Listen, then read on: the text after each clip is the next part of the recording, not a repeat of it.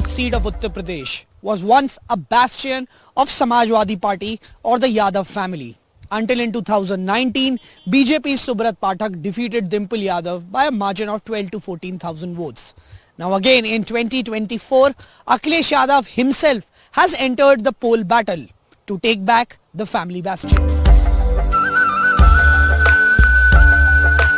30-year-old Mohammad Saad, a fifth-generation perfume maker, whose family has been running this shop for almost 90 years now, remembers the early days of Ram Manohar Lohia and Mulayam Singh Yadav, who were instrumental in making the city a Samajwadi Party bastion.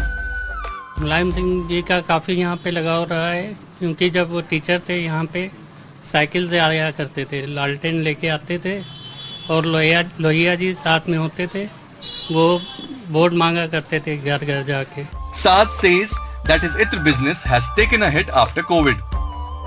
Corona के time से थोड़ा down हुआ था, GST वगैरह जो लग गई थी उससे थोड़ा डाउन हुआ है. जो बड़े व्यापारी हैं वो माल लेते हैं, वो बिल लेते हैं. जो छोटे व्यापारी हैं वो बिल नहीं लेके छोटा काम कर रहे हैं. ये फ़र्क हुआ है. पहले अच्छा काम चलता था तो बिल जीएसटी वगैरह देता था, कर पार्टी देती थी, अब नहीं दे. दिक्कत आ रही है थोड़ी. From 1996 to 2019, a member of Yadav Parivar who won from here, till the BJP's Subrat Pathak defeated Dimple Yadav in the 2019 Lok Sabha polls. Subrat Pathak has been the president of the BJP youth wing in Uttar Pradesh and is also the general secretary of the party in UP. This time it's Akhilesh Yadav himself who has entered the poll battle to reclaim the Samajwadi Party bastion as part of the India bloc. अभी तक तो वो नीचे जा चुके हैं बहुत. ये चौथे चरण का चुनाव जो बिल्कुल बीच का चुनाव है. बताओ भारतीय जनता पार्टी का पूरा बैलेंस खराब कर दोगे कि नहीं करोगे? देखो, अखिलेश यादव जी जब यहाँ पर मुख्यमंत्री रहे हैं तो मुख्यमंत्री रहते हुए उन्होंने जो थोड़े बहुत काम किए हैं तो कोई एहसान कन्नौज के ऊपर नहीं किया है, क्योंकि कन्नौज ने भी उनको 30 साल से भी ज्यादा यहाँ के ऊपर सांसद बनाया है. वो सांसद बने, उनकी पत्नी सांसद बनी, उनके पिता सांसद बने, उससे पहले भी समाजवादी पार्टी के कई सांसद यहाँ के ऊपर रहे हैं, तो कन्नौज के ऊपर कोई एहसान नहीं किया. But there is a third player as well, Imran Zafar, a former Aam Aadmi Party member, now fighting on the SP's ticket. मैं आपको ये बताऊं, क्या कहते हैं, आप अगर हिस्ट्री देखेंगे तो 2009 तक की हिस्ट्री आप देखेंगे कन्नौज लोकसभा, तो कन्नौज लोकसभा में सेकंड रनर अप पार्टी आप देखिए कौन रही है.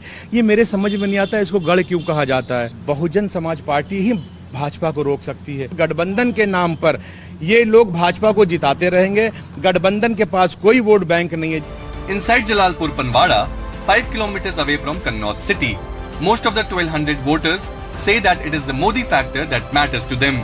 यहाँ सब दुबई लोग रहते हैं. जलालपुर पनवाड़ा में दुबई लोग रहते हैं, तो बीजेपी को वोट देते और किसी को वोट ही नहीं देते. अच्छा. हाँ, चाहे मतलब कुछ भी करे.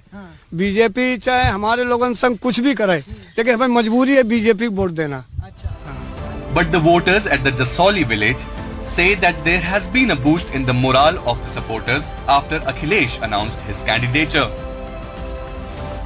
आने से बहुत बड़ा हिसाब किताब बन गया. अच्छा, उनके आने में सब पब्लिक खुश है उनसे. वो उतरने में अच्छा काम किया है. विकास पहले भी किया है और अब भी करेंगे, और हम लोग जो है सब उनके साथ हैं. जी, बहुत बड़ा चेहरा है और राष्ट्रीय नेता हैं, और उनके आने से बहुत बड़ा फर्क पड़ा है, और उनके आने से लगभग हमारे ख्याल से 2-3 लाख वोटों से जीतेंगे अखिलेश.